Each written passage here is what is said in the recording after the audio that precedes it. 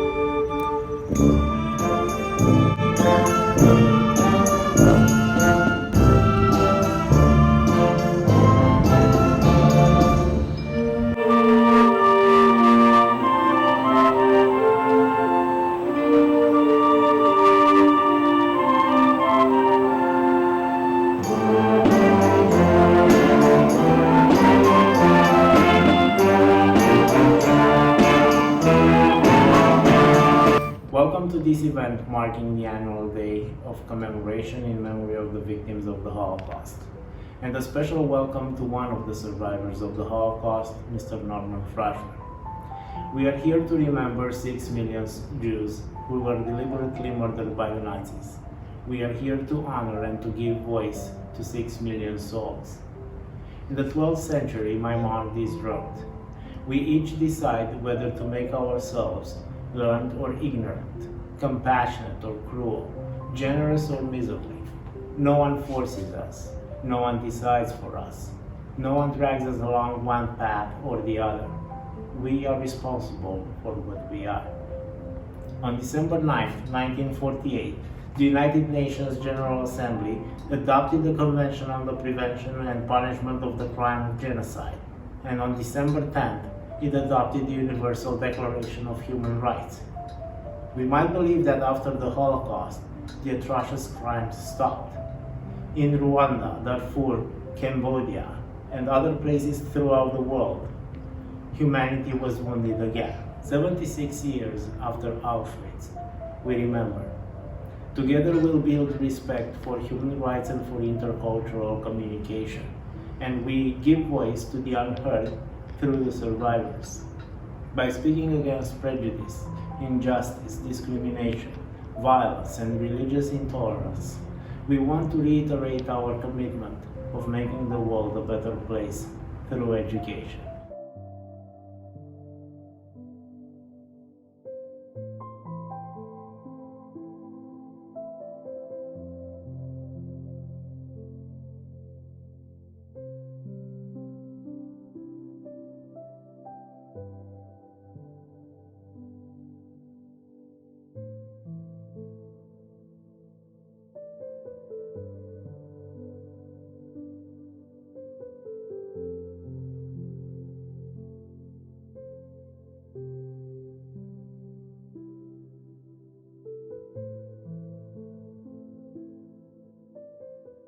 From a land of green palm trees to the far-off land of snow, we shall be coming with our torment, with our woe, and everywhere our blood has sunken into the earth, shall our bravery, our vigor, blossom forth. So we take us to gates and Luxembourg, in the line for Shelboyteg, kommer väl något för oss i Bäcktersjå, sätt upp pojkarna det trott med designen då, kommer väl något för oss i Bäcktersjå, sätt upp pojkarna det trott med designen då. We will have the morning sun to set our day aglow. Our evil yesterdays shall banish with the foe. But if the time is long before the sun appears, then let this song go like a signal through the years. So we take us to gates and Luxembourg, in the line for Shelboyteg, kommer väl något för oss i Bäcktersjå, sätt upp pojkarna det trott med designen då, kommer väl något för oss i Bäcktersjå, sätt upp pojkarna det trott med designen då. This song is written with our blood and not with lead. It is not a song that people sing overhead. It was the people toppling among barricades that sang this song with pistols and grenades. So we take us to gates and Luxembourg, in the line for Shelboyteg, kommer väl något för oss i Bäcktersjå, sätt upp pojkarna det trott med designen då, kommer väl något för oss i Bäcktersjå, sätt upp pojkarna det trott med designen då.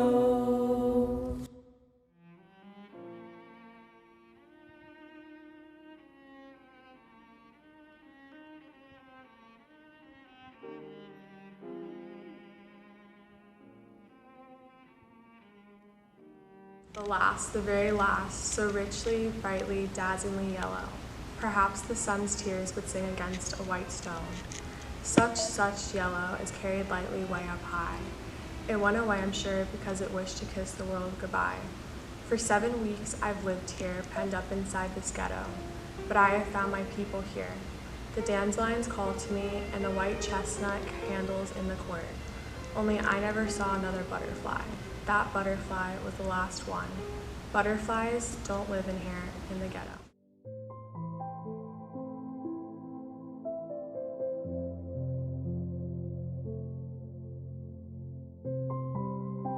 When the war had started, I was 10 years old.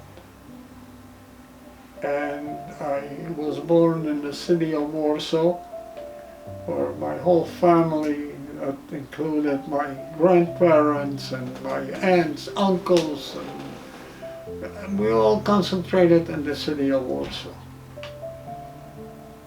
And life for us was perfectly normal. I used to go, my sister used to go to a public school. I went to a private school with the specialty of it was that they taught us how to speak Hebrew.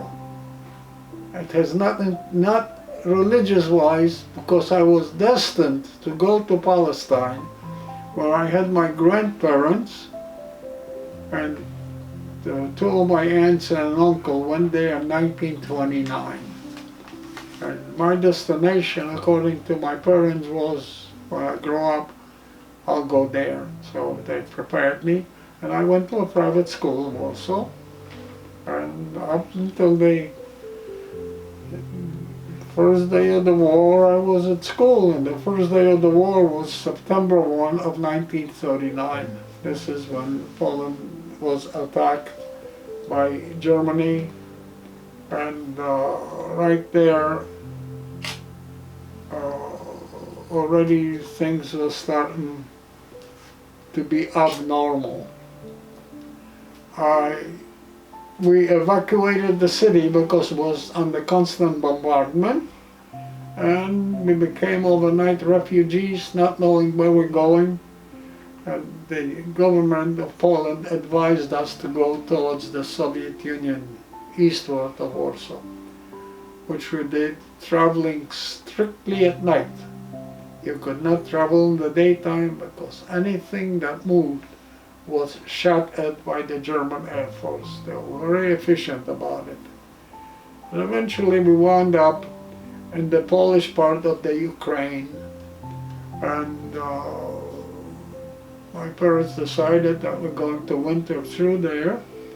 They enrolled us into school, and we wintered through, and people coming through that small town that we were settled in brought us regards from Warsaw. Yes, there is an occupation, but the Germans don't bother anybody. And everyone had the German of the First World War on their mind when they were civil. So my dad decided, why should we be refugees? Let's go back.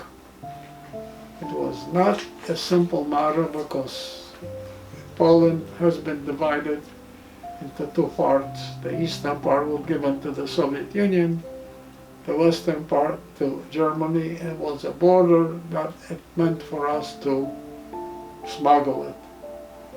So really,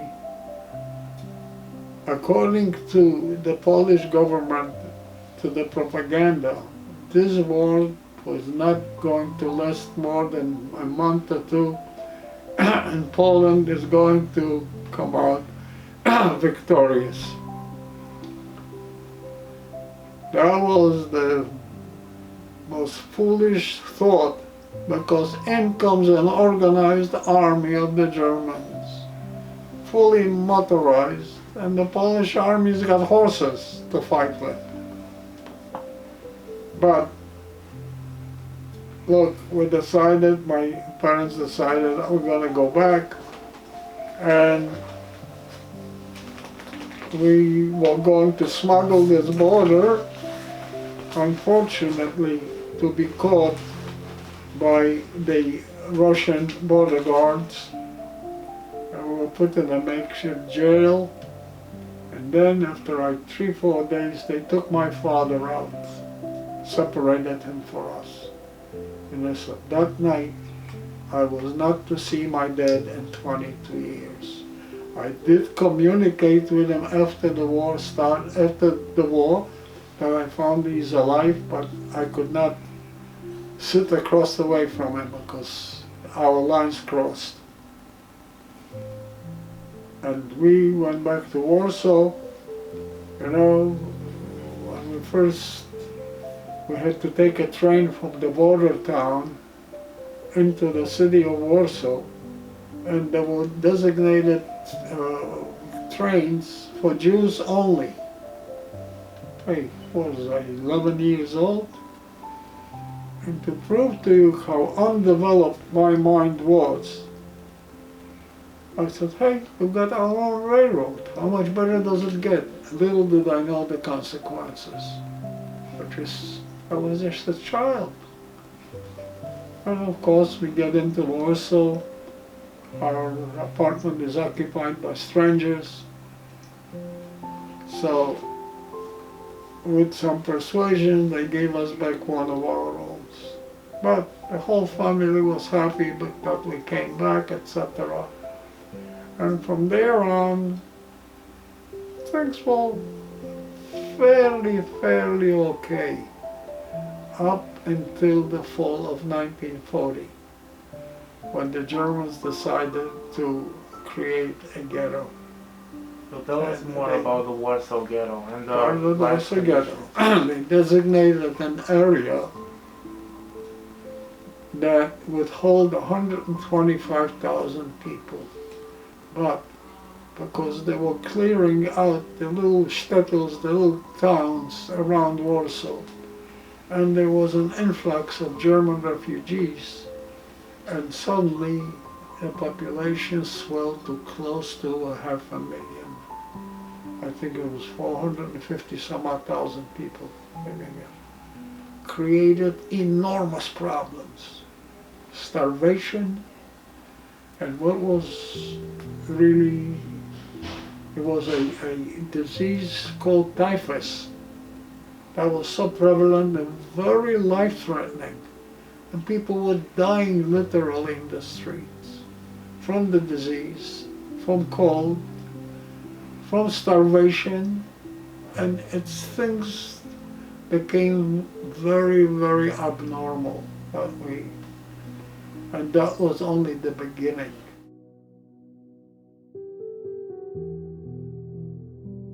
They demanded from our elders in the ghetto 6,000 people per day to go on those resettlement. And there was one of our elders by the name of Adam Chernyakov. He was the head of the ghetto, and they asked him to give all this amount of people. He refused, and he committed suicide. But nevertheless, they got to 6,000 persons per day, 6,000 Jews. A lot of them, they were helped by the Jewish police there within the ghetto, Germans, and most of all, who were the biggest culprits there were the Ukrainians, Lithuanians, Latvians, Estonians, all from the Baltic country, who were born coming out of their mother's womb as anti-Semites, hating the Jews to the core. And they did not mind to cooperate in destroying all these Jewish innocent souls. That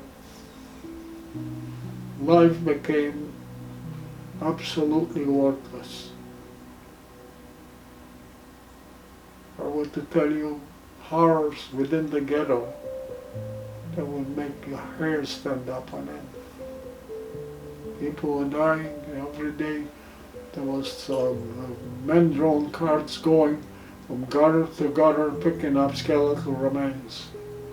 And some people died of natural death, and the family did not have enough money to bury them. They took the body, threw it in the gutter to be taken out, taken away from them. And this was daily occurrences. And you saw people begging in the streets. There was nothing to give them. Yellow of pallor from starvation, swollen bellies. And infant children, you know, mothers cradling them. They were not alive. They didn't want to part with them. And you saw poor orphans in the streets, cold, with tattered clothes, nothing to wear. And these were the enemies of the Reich.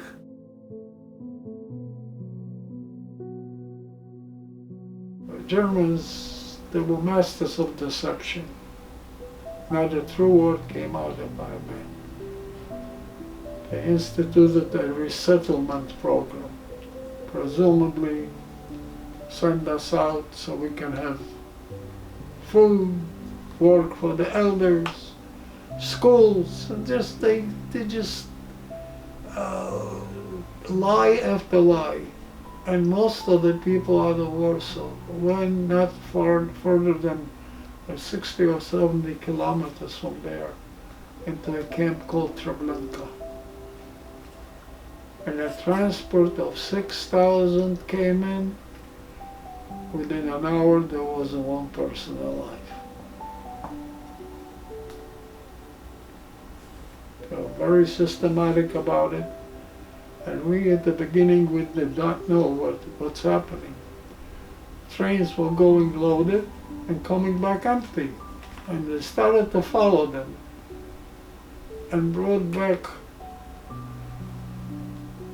tales of tremendous horror. And people are being maimed, people are being gassed, people being shot, beaten to death. And nobody wanted to believe that cultural people such as the Germans were supposed to be.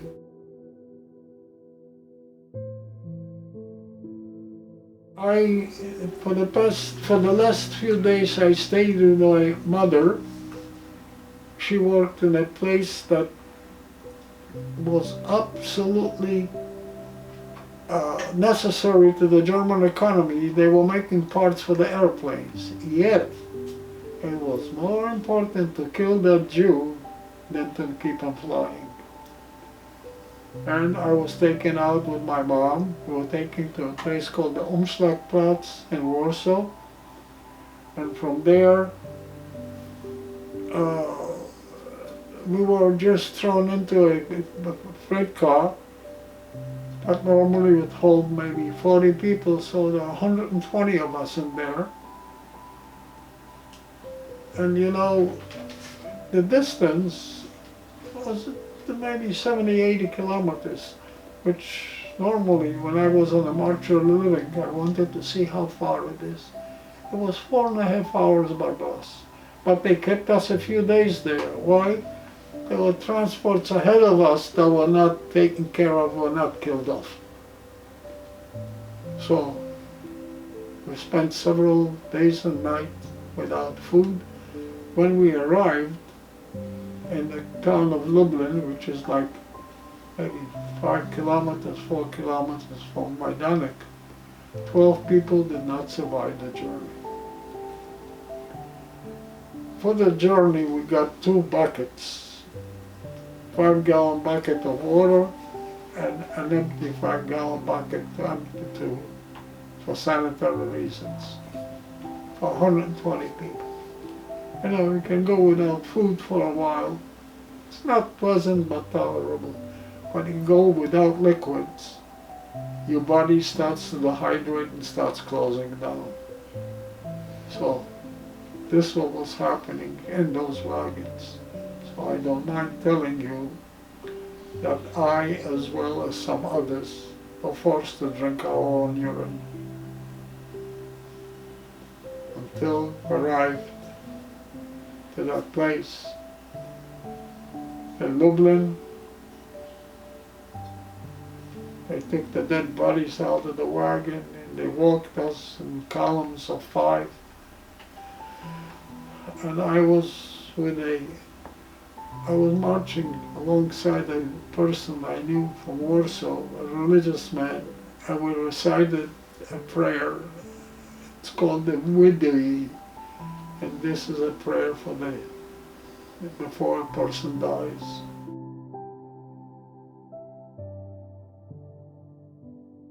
So we came in.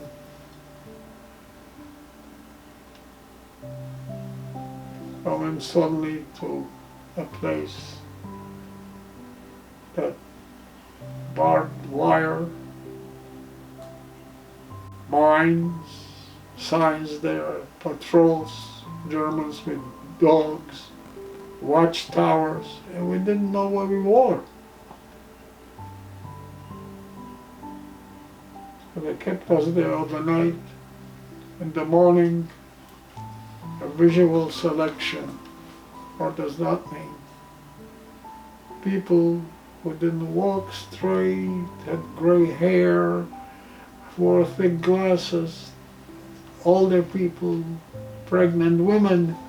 I just took them apart, threw them in lorries, never to be seen again. That was not the real selection yet. Then the worst thing in my life that happened was that they separated men from women. And suddenly they take away my mother and sister from me. And I never had a chance to even say the proper goodbyes to them. Never to be seen again. Then the selection, of course, we had to march through, there was a German officer directing to the left or to the right, life or death. Well, I was told for my age, and I was past. Then you go in, another tragedy, showers. You go into that room and you don't know what is going to go through those shower heads. Is it going to be water to cleanse you or gas to kill you? Well, I believe fortunately it was water. And from there on we stopped being human beings. You were issued a number and that's what you were known by. You were assigned to barracks. I was in the 3rd field, barrack number 21. So now whenever the March of the Living goes there, they always stop. They call me from there via telephone and I address the students from my bedroom to barrack block number 21. Needless to tell you what my Danik was. 3 words: hell on earth. You cannot believe, you cannot imagine the atrocities that took place in that camp. The longevity, even under normal circumstances, you could not live there more than 6 weeks and that was it. That's dead. For some reason or other, I lasted a few months, and then there were transports going, and I just forced myself on one of these transports. I just wanted to get out of my Danik. I didn't know where they're going along, and that's where we went to Skarzisko.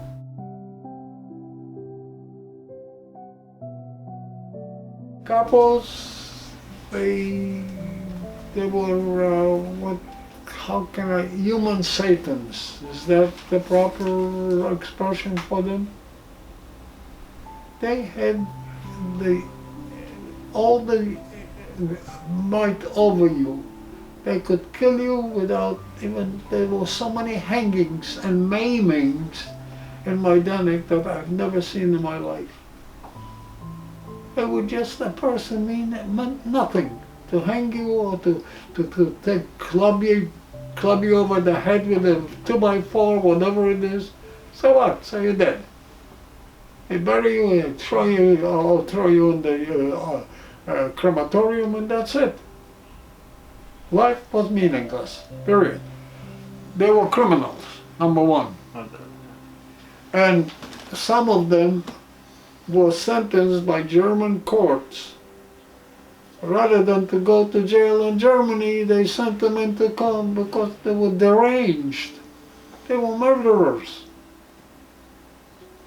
To them, to kill a person or to choke you to death, and then he puts a smile on his face and says, yeah.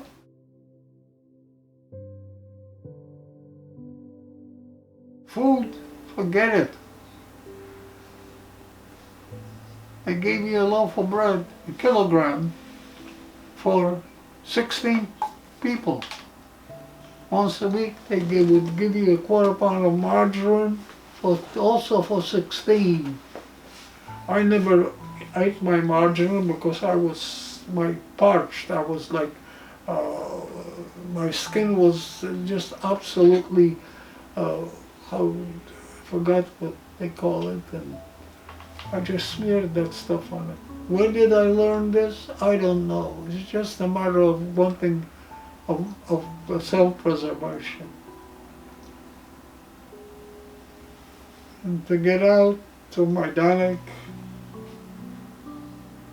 it was just not possible. You know, like 3 o'clock in the morning they already started.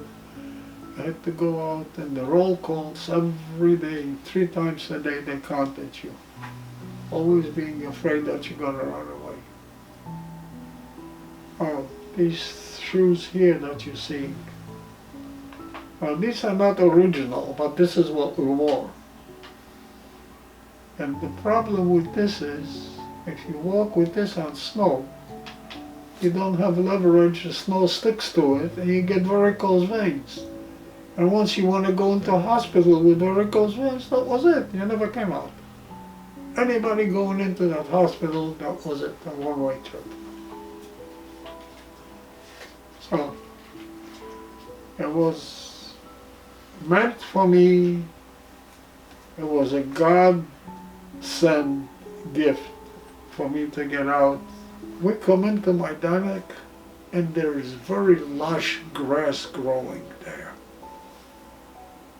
I looked at it when we were there. There was no grass. You know why? We ate it. And then when they gave us back the bunks to sleep on, you know, never one, but 2, 3 people on a slot, everybody was vying of getting the upper slot. Why? They slept on straw with slots on it. Because by eating the grass, people they got diarrhea and dysentery. And that stuff was trickling down.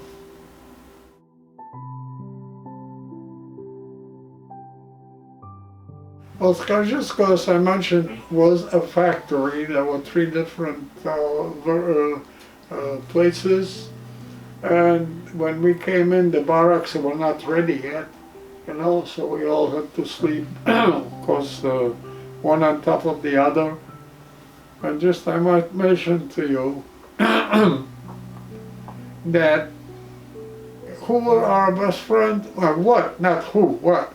Lice. And they were carriers of typhus. You were bitten by one of these by a louse, and they really sucked the blood out of you. This is how we slept. You know, in Majdanek they gave us blankets that you wouldn't dare cover yourself with, because they were so lice infected that you were afraid when you covered, you were going to be bitten by one, and that was it. That's the end of you. But I must mention to you that I did come down with typhus in Skaržisko. The discipline there was not as bad as Majdanek, the head count. So I was saved by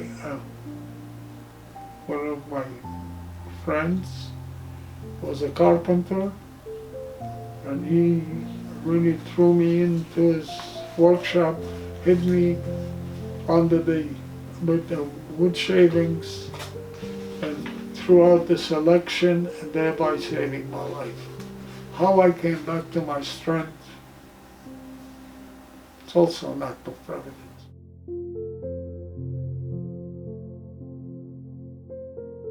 Buchenwald, we were kept in what they call a Zeltlager, which was, it was not the main camp, because Buchenwald was tremendously big. And they had every nationality and every big shot who was Jewish was put to Buchenwald. And Zelt is a tent.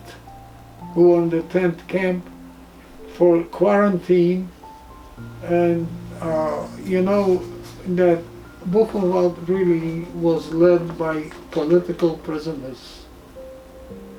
And I want you to know, honestly, the first hot chocolate I got was in Buchenwald. How? Jews were not allowed to get any Red Cross packages. But Buchenwald, being that it was led by political prisoners, when a Red Cross package came in, they make sure that the young people, the kids, get some. So for the first time in 5 years, they got a hot chocolate there that I can never forget. And look, from there, from Buchenwald, we went to, I was given this jacket in 1944. A pair of slacks with it, which I did away with it. And from there we were sent to Schlieffen. And that's where they had the explosion. And also no food, nothing, until sometimes in either end of April or beginning of May, no, end of April, and they took us on a death watch. And from there, we marched, and without food, and we were digging anti-tank ditches as we went. And suddenly one night they put us up in a school that was in the Sudeten part of Germany. That's what Czechoslovakia, Germany. And we get up in the morning, the guards are gone. That was May the 8th of 1945, the end of the war. So, you know, with me, I got up and I see there's a tank standing there. I said, oh, this is probably, they're gonna kill us to cover up the atrocities and all. But the turret opens up and out comes a Russian officer. And this was the day of my liberation.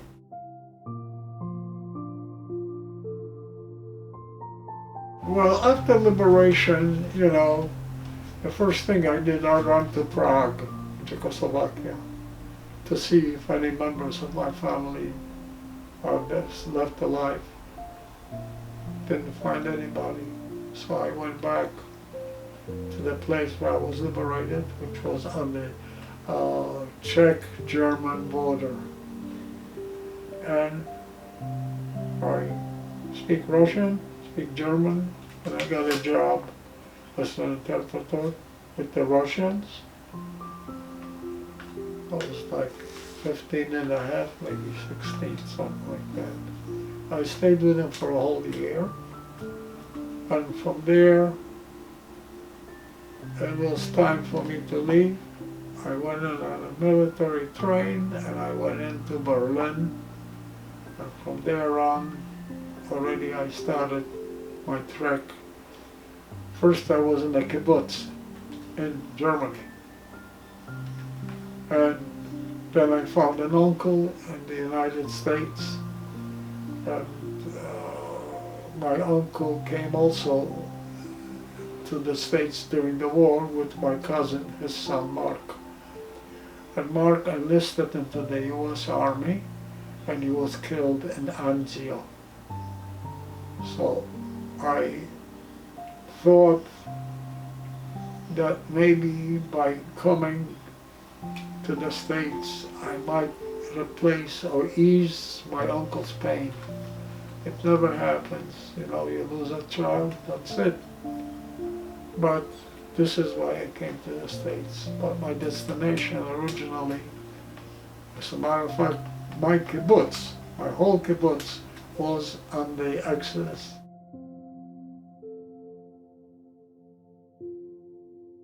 I'm asked, how did I survive? It's not because I was smarter than the next person, nor was I stronger than the next person, not at all. It was strictly an act of providence and nothing else. And we say the older I get, the more I realize why I was permitted to stay alive. Simply to share with the young people of today. So these atrocities, these tragedies do not repeat themselves, because history is capable of repetition. And I would like to leave a better world to my grandchildren and to others. I must share with what I have seen, because this is an obligation that I owe to those whose voices have been silenced.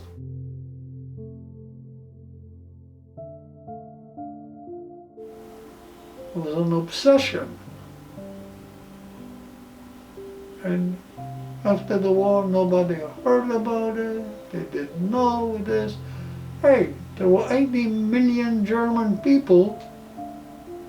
Some of you must have heard of the atrocities. You killed a child, and then you went home to your own family and patted your own children on the head. How is that? You just murdered children, innocent children. There are pictures all over the place, and but the worst thing is that there are deniers, that they never believe that these things happen. As long as we survivors are alive, it can never deny it. We were there, we witnesses, and believe me, every word out of a survivor is true. Every word. We cannot exaggerate. It's too much really on our conscience not to lie and to exaggerate as to what this Holocaust was.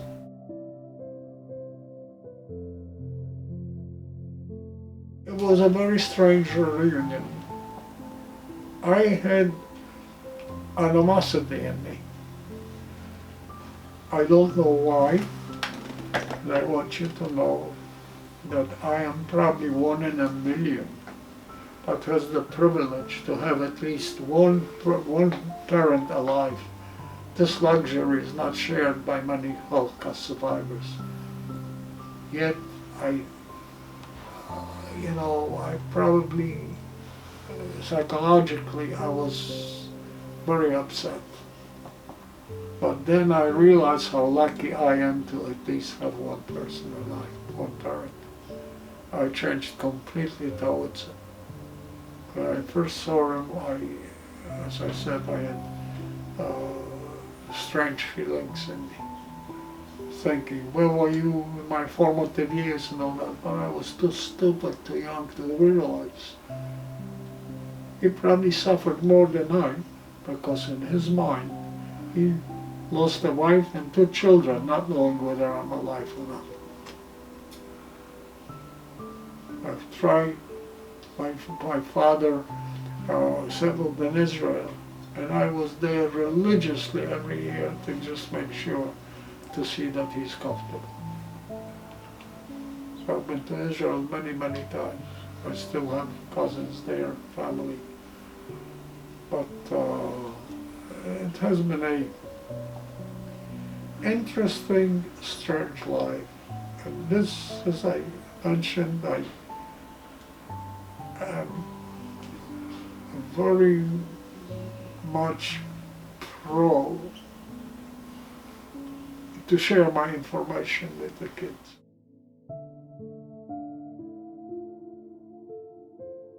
The school district gave me a graduation because I've spoken to so many, I've touched so many students, really. And then in comes another school, the Donna Klein Jewish Academy. I came in completely unprepared for it, and all of a sudden I hear my name, that I'm a graduate and I should come up on the stage. Well, I got some of these. You know what a bar mitzvah is? Okay. I was 73 years old when I was with a march of the educators. There were 27 teachers from Palm Beach County. We went to Europe and we marched into Auschwitz, and they found out I was not bar mitzvah, and we had Rabbi Howard Shapiro with us, and all of a sudden, out of the clear blue, there is a certificate already, and mine was the first bar mitzvah after the war in that synagogue in Auschwitz. So I joined the fold.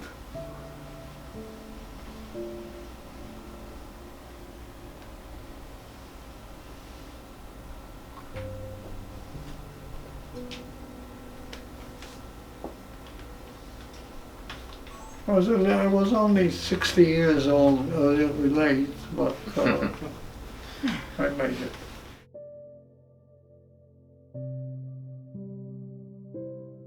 I have a message to the high school students, yes. The first thing, be tolerant. Don't be a bully, because no matter how strong you are, there is somebody stronger than you. And tolerate the next human being. And most of all, love your parents and love your brothers and sisters, because better friends than them you'll never find. You know, sometimes you have misunderstanding among siblings. It's trivial because you love each other. And believe me, same four-letter word, hate, could be replaced by four-letter word of love. Same amount of ink. Thank you. But you gotta give it from your heart.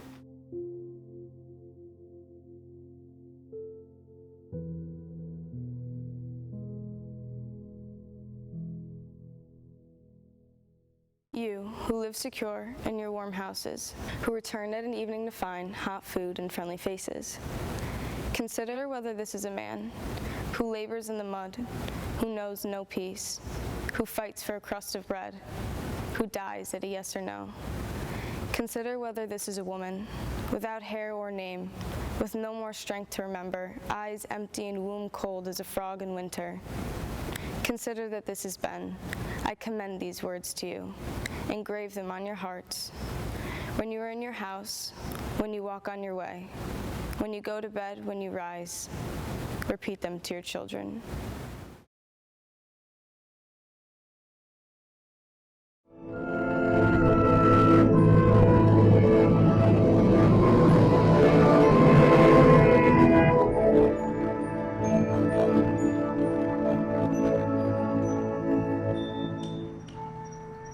Thank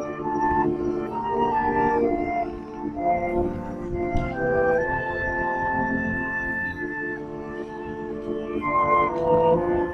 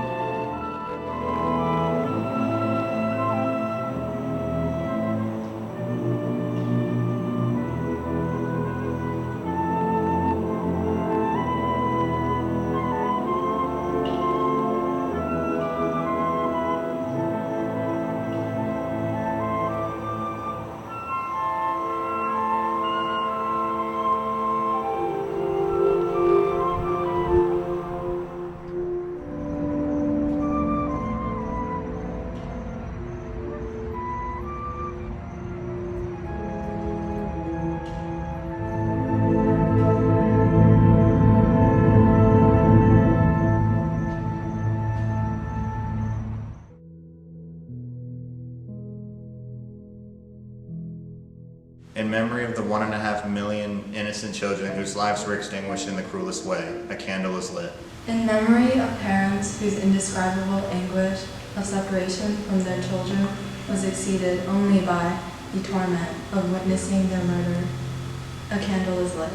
In memory of those saintly sages who dedicated their lives to the teaching of Torah and who went to their death with a cry of Shema Yisrael on their lips, a candle is lit.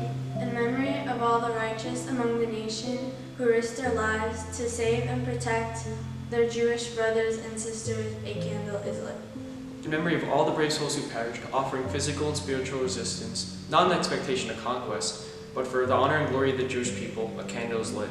In memory of all the men, women, and children who have no one else to remember them or say Kaddish for them, whose very names have been erased, but whose memory lives on in our hearts and in our thoughts, for them a candle is lit.